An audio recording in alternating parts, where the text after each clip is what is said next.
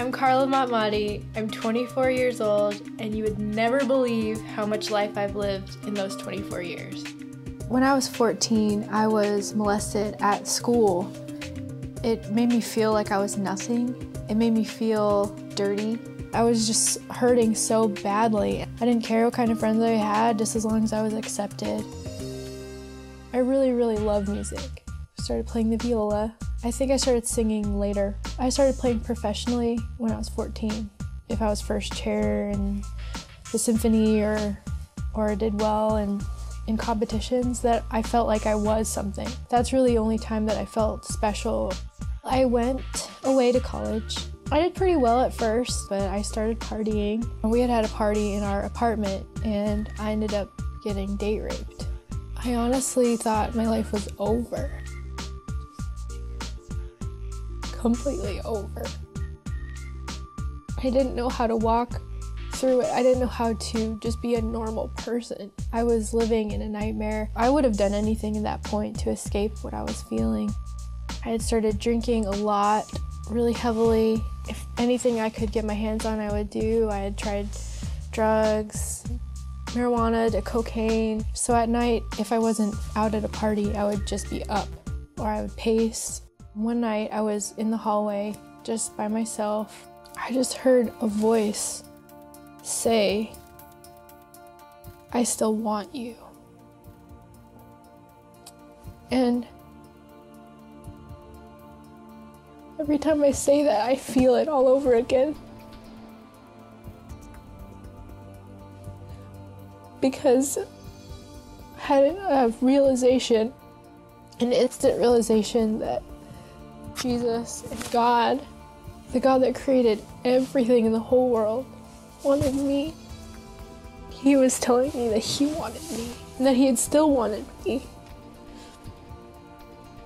And so I had knelt down and I said to him, "Jesus, I don't want to die anymore, I want to live." I woke up the next morning and I was happy. I had never felt happiness like that before in my life. I was changed, and that it was because of Jesus. And it was because he wanted me. I had completely stopped doing drugs and sleeping around and drinking and everything. I had met somebody who I thought was a really good Christian. He had pursued me for a long time and wanted to date me, and we got in a relationship, then we had gotten engaged, and then just out of nowhere, in his house, he actually ended up raping me. My initial way of dealing with it was to pretend like it never happened. I didn't know how to be that woman that it happened to a second time. For a little while, I really questioned God, because it would have been really easy to go back to drinking and to drugs after being raped a second time by somebody who was supposed to love me.